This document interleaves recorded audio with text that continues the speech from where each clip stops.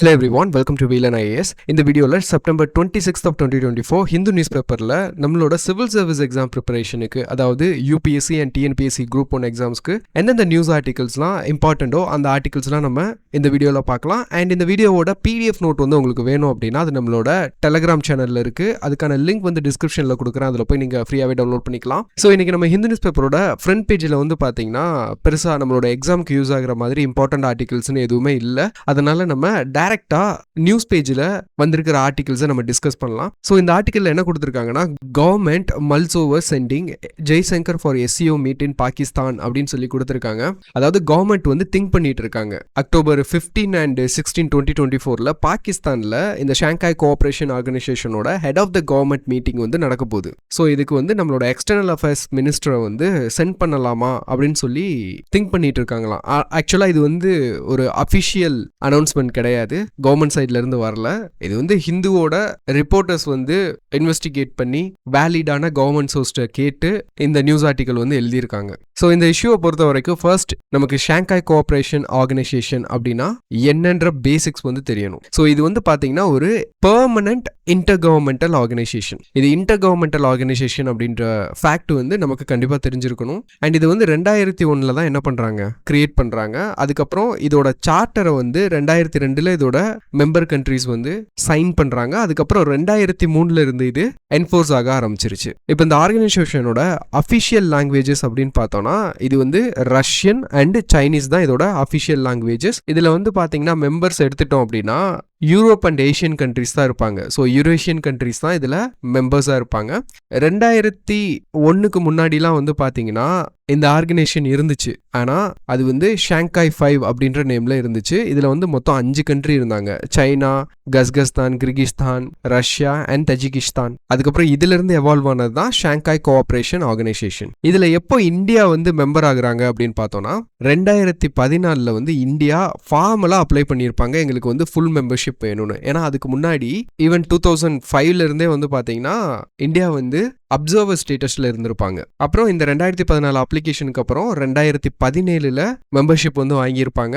ஆனா அப்பவுமே என்ன பிரச்சனைனா பாகிஸ்தானுக்கும் சேர்த்து தான் கொடுத்துருப்பாங்க எஸ்சிஓல. இப்போ நம்மளோட எக்ஸ்டர்னல் அஃபேர்ஸ் மினிஸ்டரை வந்து அனுப்பலாமா அப்படின்னு சொல்லி கவர்மெண்ட் திங்க் பண்றாங்க இல்லையா. ஏன்னா மீட்டிங் நடக்கிறது வந்து பாத்தீங்கன்னா பாகிஸ்தான்ல நடக்குது. அந்த உரி அட்டாக் நடந்துச்சு பாத்தீங்களா. ஸோ உரி அட்டாக்கு அப்புறம் இந்தியா வந்து ஆல்மோஸ்ட் பைலேட்ரல் மீட்டிங், என்கேஜ்மெண்ட்ஸ் எல்லாத்தையுமே ஸ்டாப் பண்ணிட்டாங்க. ஈவன் அந்த பைலேட்ரல் இஷ்யூனால நம்மளோட ஷார்க் இருக்கு இல்லையா, இந்த ரீஜனல் குரூப்பிங், இதில் வந்து பார்த்தீங்கன்னா இந்தியா தான் கீ பிளேயர். ஆனால் பாகிஸ்தானில் அட்டன் பண்ணணும் அப்படின்றதுக்காகவே இந்தியா வந்து என்ன பண்ண ஆரம்பிச்சிட்டாங்க, இதில் கலந்துக்கிறது இல்லை, மீட்டிங்ஸ் நடத்துறது இல்லை. அது வந்து ஒன்றுமே இல்லாத ஒரு ஆர்கனைசேஷனாக மாறி போச்சு. ஸோ சார்க் அப்படின்றது வந்து பார்த்தீங்கன்னா ரீஜனல் கோஆப்ரேஷனுக்கு எஃபெக்டிவாக கொண்டு வந்திருக்கலாம். ஆனால் பைலேட்ரல் இஷ்யூனால அது கெட்டு போச்சு. ஆனால் சார்க் மாதிரி நம்ம எஸ்சிஓவை விட்டுற முடியாது இல்லையா. ஏன்னா இந்தியாவுக்கு தான் வந்து பார்த்தீங்கன்னா நிறைய இன்ட்ரெஸ்ட் இருக்கு இந்த ஆர்கனைசேஷன்ல இருக்கிறது மூலியமா. அப்போ இந்த பர்டிகுலர் இஷ்யூ வந்து நம்ம எக்ஸாமுக்கு எதுக்கு முக்கியம் அப்படின்னு பார்த்தீங்கன்னா இந்தியாவோட ஃபாரின் பாலிசியை பற்றி நமக்கு ஒரு ஐடியா கிடைக்கும். அதாவது இப்போ என்ன சிச்சுவேஷனில் நம்மளோட ஃபாரின் பாலிசி இருக்குது அப்படின்னு. ஏன்னா இது வந்து ஒரு யூனிக்கான ஒரு சிச்சுவேஷன் இந்தியாவுக்கு. என்னன்னா மல்டிலேட்ரலிசம் வெர்சஸ் பைலேட்ரல் டென்ஷன் அப்படின்ற ஒரு இதில் வந்து வந்திருக்கோம். இப்போ நம்ம இந்த பைலேட்ரல் இஷ்யூவை நம்ம பார்த்தோம் அப்படின்னா நம்ம இதை லாஸ் பண்ண வேண்டிய சிச்சுவேஷன் வரும். ஸோ அப்போ எக்ஸ்பர்ட்ஸ் வந்து என்ன ஒப்பீனியன் கொடுக்குறாங்க அப்படின்னா, என்னதான் பைலேட்ரல் இஷ்யூ நமக்கு இருந்தாலுமே இந்த மல்டிலேட்ரல் இன்ட்ராக்ஷன் இது வந்து நமக்கு கண்டிப்பாக தேவை. ஈவன் பாகிஸ்தான் இருந்தாலும் பரவாயில்ல. இந்தியா வந்து இதை ஒரு ஃபேவரா கூட பார்த்து பண்ணலாம். ஃபேவர்னா எப்படின்னா, இதே எஸ்சிஓ 2023 மினிஸ்டர்ஸ் மீட்டிங் நடக்குது எங்கன்னா கோவால. அதுக்கு வந்து பாகிஸ்தான் வந்து என்ன பண்ணாங்க, அவங்களோட மினிஸ்டரை வந்து அனுப்பி வச்சாங்க. அப்ப இதை ஒரு ஃபேவரா கூட நம்ம என்ன பண்ணலாம், நம்மளோட மினிஸ்டர் வந்து இப்ப அனுப்புறது. அப்புறம் இன்னொன்னு என்ன சொல்றாங்க அப்படின்னா, இந்தியா எப்பவுமே பாசிவா உட்கார்ந்துருக்க முடியாது, எதுக்குமே ரியாக்ட் பண்ணாம. இந்தியா ரியாக்ட் பண்ணணும். பாகிஸ்தான் என்ன பண்ணாலும் இந்தியா ரியாக்ட் பண்ணணும், பாசிவா இருக்கக்கூடாது. ஆனா எப்படி ரியாக்ட் பண்ணணும்னா, அவங்க நெகட்டிவா ஏதாவது பண்ணாங்கன்னா we have to react negatively. பாசிட்டிவா ஏதாவது பண்ணாங்கன்னா we have to react positively. அப்ப இந்த மினிஸ்டர் அவங்க அனுப்புனது வந்து it's kind of a positive effort. அப்போ இந்தியாவும் இதுக்கு என்ன பண்ணணும், பாசிட்டிவாக ஸ்டெப்ஸ் எடுக்கணும் அப்படின்னு சொல்லியிருக்காங்க. ஸோ இதுதான் வந்து பார்த்தீங்கன்னா இப்போ ஓவரால் இஷ்யூ.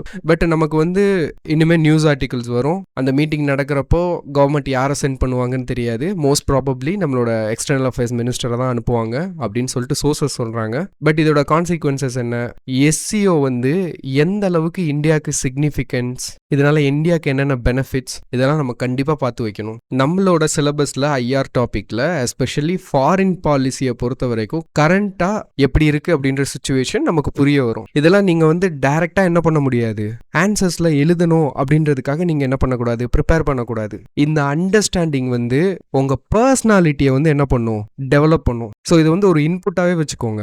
கரண்ட் அஃபேர்ஸ் படிக்கிறது வந்து ஜஸ்ட் அதை படித்து பேப்பரில் எழுதி மார்க் வாங்குறதுக்கு மட்டும் கிடையாது. உங்களோட ஓவரால் பர்சனாலிட்டி டெவலப் ஆகும். இப்போ இருந்தே நீங்கள் டெவலப் பண்ணாதான் இன்டர்வியூவில் என்ன பண்ண முடியும், நல்ல மார்க் வாங்க முடியும். இது வந்து உங்களோட ஆன்சர்ஸில் தெரியும் நீங்கள் எந்த அளவுக்கு மெச்சோர்டாக ஒரு இஷ்யூவை வந்து பார்க்குறீங்க அப்படின்னு. ஸோ இந்த பெர்ஸ்பெக்டிவில் தான் நீங்கள் நியூஸ் எல்லாம் அப்ரோச் பண்ணணும். இன்கேஸ் நீங்கள் வந்து ஹையர் சிவில் சர்வீஸ் எக்ஸாமுக்கு நீங்கள் வந்து எய்ம் பண்ணுறீங்கன்னா. Okay, that's it. And next article, India sharing information between Russia Ukraine அப்படின்னு சொல்லி கொடுத்துருக்காங்க.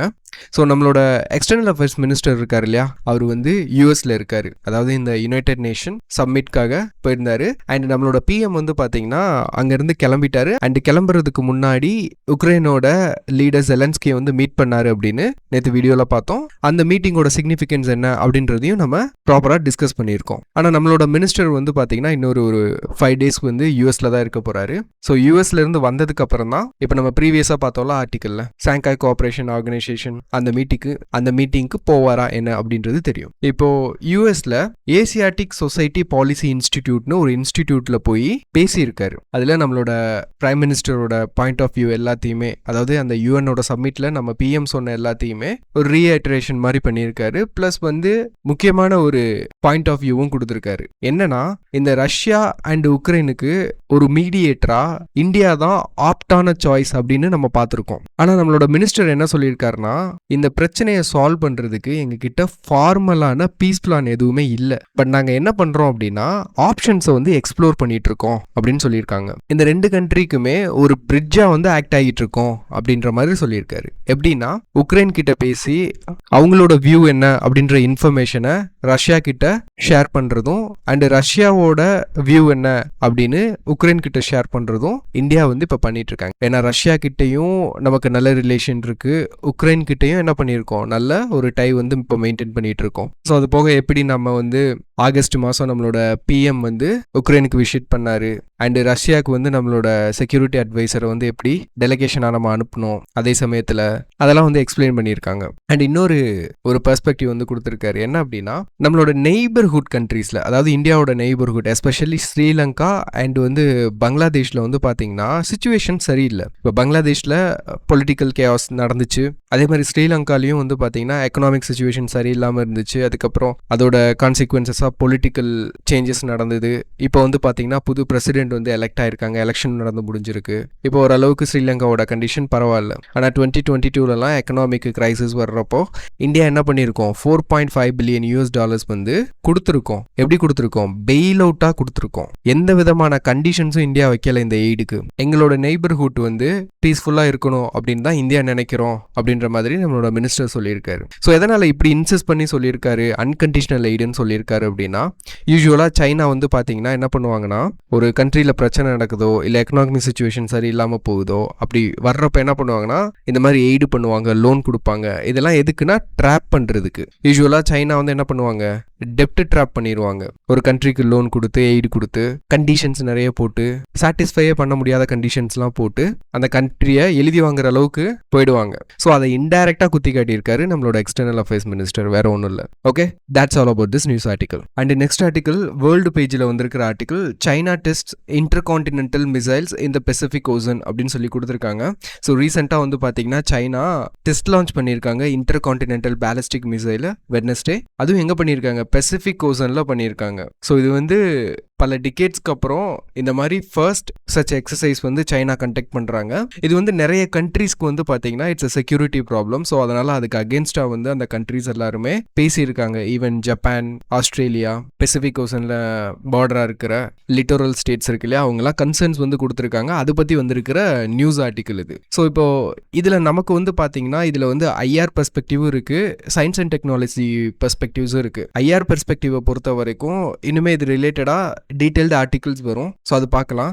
அண்ட் சயின்ஸ் அண்ட் டெக் பொறுத்த வரைக்கும் நமக்கு என்ன தெரியணும்னா இன்டர் கான்டினென்டல் பேலிஸ்டிக் மிசைல் அப்படின்னா என்னன்னு தெரியணும். ஏன்னா யூபிஎஸ்சி ப்ரிலிமினரி கொஸ்டின் பேப்பர் எடுத்துட்டீங்கன்னா டைரக்டாவோ இன்டைரக்டாவோ இது ரிலேட்டடாக ஒரு கொஸ்டின் வரதா செய்யுது. ஈவன் 2023 ப்ரிலிமினரி எக்ஸாமில் கூட டைரக்டாக கேட்டிருந்தாங்க பேலிஸ்டிக் மிசைல்ஸ் பற்றி. ஸோ அப்போ நமக்கு இதை பற்றி தெரிஞ்சுக்கணும். இன்டர் கான்டினென்டல் அப்படின்றது வந்து பார்த்தீங்கன்னா எதனால் இன்டர் கான்டினென்டல் அப்படின்னு சொல்கிறோன்னா இது வந்து லாங் ரேஞ்ச் மிசைல். யூஸ்வலாக கண்டம் விட்டு கண்டம் போகக்கூடிய கெப்பாசிட்டி வந்து இதற்கு இருக்கும். அதனால தான் இன்டர் கான்டினென்டல்னு பேர்லேயே வச்சிருக்காங்க. ஸோ இந்த மிசைல்ஸுக்கான பிரைமரி ஃபங்க்ஷன் வந்து பார்த்தீங்க அப்படின்னா நியூக்ளியர் வார்ஹெட்ஸை வந்து டெலிவர் பண்ணுறது தான் டார்கெட்டில். ஆனால் அதர் எக்ஸ்ப்ளோசிவ்ஸும் இது கேரி பண்ணும். ஸோ ஒரு பேலிஸ்டிக் மிசைலை இன்டர் கான்டினென்டல்னு சொல்லணும் அப்படின்னா அதுக்கு வந்து மினிமம் ஒரு 5500 கிலோமீட்டர் வந்து இது ரீச் பண்ணால் இன்டர் கான்டினென்டல் பேலிஸ்டிக் அப்படின்னு சொல்லலாம். இப்போ இந்த வேர்ல்டுலேயே top 5 intercontinental ballistic missile maximum distance போகிறதுக்கான லிஸ்ட் வந்து இங்கே கொடுத்துருக்கேன். ஸோ அது டாப் 2 வந்து பார்த்தீங்கன்னா ரஷ்யாட்ட தான் இருக்குது. 16,000 கிலோமீட்டர், 12,000 கிலோமீட்டர். RS-24 யார்ஸ் வந்து செகண்டு, அண்ட் R-36M2 வாய்வோடா ஃபர்ஸ்ட்ல இருக்கு. அண்ட் யூஎஸோட மினிட்மேன் 3 வந்து பார்த்தீங்கன்னா தேர்ட்ல இருக்கு. And China 4th, and Triton 2 வந்து 5th இருக்கு யூஎஸ்ஏவோடது. ஸோ இந்த ரேஞ்ச் பார்த்துக்கோங்க. அப்போ இந்தியா கிட்ட என்ன இருக்கு? இந்தியா வந்து பார்த்தீங்கன்னா அக்னி 5 வந்து டெஸ்ட் ஃபயர் பண்ணியிருக்காங்க. இது வந்து 5,000 to 8,000 கிலோமீட்டர் வந்து போகலான்னு நினைக்கிறாங்க. ஏன்னா நியூஸ்லலாம் வந்து பார்த்தீங்கன்னா இது வந்து 7,000 கிலோமீட்டர் ரீச் பண்ணுச்சு அப்படின்னு போட்டிருக்காங்க. ஸோ நம்மளோட கேப்பபிலிட்டியுமே இன்னும் ஃபியூச்சரில் இன்க்ரீஸ் ஆகும். அந்த பிளான்லாம் இந்தியா கிட்ட இருக்கு. ஓகே, ஸோ இந்த பேலிஸ்டிக் மிசைலை பொறுத்த வரைக்கும் பேசிக் அண்டர்ஸ்டாண்டிங் பேலிஸ்டிக்குக்கும் க்ரூஸுக்கும் என்ன டிஃப்ரென்ஸ் அப்படின்னு தெரிஞ்சா போதும். ஸோ இந்த பேலிஸ்டிக்கோட ட்ரெஜெக்டரி வந்து பார்த்தீங்கன்னா இந்த மாதிரி தான் இருக்கும். ஸோ இது வந்து என்ன பண்ணணும் அப்படின்னா ஒரு செட்டன் லெவல் போகிற வரைக்கும் இதுக்கு வந்து என்ன தேவை? ஃபியூல் தேவை. அதுக்கப்புறம் கிராவிட்டி யூஸ் பண்ணி என்ன பண்ணும்? டார்கெட் மேலே விழுந்துரும். ஆனால் க்ரூஸ் மிசைல் வந்து அப்படி கிடையாது. க்ரூஸ் மிசைலுக்கு வந்து டார்கெட்டை ரீச் பண்ணுற வரைக்கும் என்ன தேவை? ஃபியூல் தேவை. ஸோ இது வந்து க்ரூஸ் பண்ணும். ட்ரெஜெக்டரியை வந்து மாற்றி போகும், போய் டார்கெட்டை ரீச் பண்ணும். ஸோ இதுதான் வந்து பார்த்தீங்கன்னா இதுக்கு ரெண்டுக்குள்ள difference. Okay, that's all about this news. And next வந்து பார்த்தீங்கன்னா இன்னைக்கான கடைசி ஆர்டிகல், அந்த United Nations Zelensky urges country to accept his peace plan அப்படின்னு சொல்லி கொடுத்துருக்காங்க இல்லையா. ஸோ இதில் வந்து ஜெலன்ஸ்கி என்ன சொல்றாருன்னா ஈவன் மீடியேட்டரா ஆக்ட் ஆக போற இந்தியாட்ட கூட என்ன இல்லை, பீஸ் பிளான் இல்லை அப்படின்னு நம்ம முன்னாடி பார்த்தோம் இல்லையா, நம்மளோட எக்ஸ்டர்னல் அஃபேர்ஸ் மினிஸ்டர் வந்து சொன்ன மாதிரி. ஸோ அப்போ இவரே வந்து என்ன பண்ணிட்டாரு, ஒரு பீஸ் பிளானை வந்து ரெடி பண்ணியிருக்காரு. உக்ரைனோட 10 பாயிண்ட் பீஸ் ப்ரொபோசல் அதுக்கு பேரு. அப்போ கண்ட்ரிஸ் வந்து அர்ஜ் பண்றாரு, இப்போ மீடியேட் பண்ற கண்ட்ரிலாம் என்ன பண்ணணும், இதை வந்து நீங்க எடுத்து பீஸ் பிளானா வச்சு கொண்டு போங்க அப்படின்னு, ரஷ்யாவை வந்து கொண்டு வர வைக்கணும் அப்படின்னு பீஸ்க்கு. இவர் என்ன சொல்லியிருக்காருன்னா யுனைடெட் நேஷன்ல ரஷ்யாவை ஒத்துக்க வைக்கிறது இட் இஸ் இம்பாசிபிள் அப்படின்னு சொல்லியிருக்காரு. ஏன் இம்பாசிபிள்? ஏன்னா ரஷ்யா கிட்ட வீட்டோ பவர் இருக்கு. நேற்று இதை பத்தி நம்ம டீட்டெயிலா டிஸ்கஸ் பண்ணோம். அதை தான் இவரும் சொல்லியிருக்காரு. ஏன்னா ரஷ்யாவுக்கு அகேன்ஸ்டா ஜெனரல் அசம்பிளியில கொண்டு வந்த ரெசல்யூஷன் கூட எஃபெக்டிவா இல்லை. 60 கண்ட்ரிஸ் கிட்ட என்ன பண்ணிட்டாங்க, அப்டெயின் பண்ணிட்டாங்க. அந்த அப்டெயின் பண்ண நியூஸ்லாம் நம்ம டிஸ்கஸ் பண்ணியிருக்கோம். அதில் இந்தியாவும் ஒரு கண்ட்ரி. ஸோ அப்போ இந்த பீஸ் வந்து அவ்வளோ சீக்கிரம் வராது. அப்போ பீஸ் பிளான் வேணும். அப்போ நான் ஒரு பீஸ் பிளான் ரெடி பண்ணியிருக்கேன். இதை வந்து என்ன பண்ணணும், கண்ட்ரிஸ் எல்லாம் இதை புஷ் பண்ணுங்க அப்படி சொல்லிட்டு கேட்டிருக்காரு. அதுதான் இந்த article. Okay, that's it. So உங்களுக்கு ஏதாவது டவுட் இருந்தது அப்படின்னா கமெண்ட் செக்ஷனில் கமெண்ட் பண்ணுங்க, அதுக்கு ரிப்ளை பண்ணுறேன். ஓகே, இதோட இந்த வீடியோ முடிச்சுக்கலாம். இன்னைக்கு வந்து கம்மியான ஆர்டிகல்ஸ் தான். இது போக இம்பார்ட்டன்ட் ஆர்டிகல்னு பெருசாக இன்னைக்கு நியூஸ் பேப்பரில் இல்லை. ஓகே, இதோட இந்த வீடியோ நம்ம முடிச்சுக்கலாம். தேங்க்ஸ் ஃபார் வாட்சிங் திஸ் வீடியோ கைஸ்.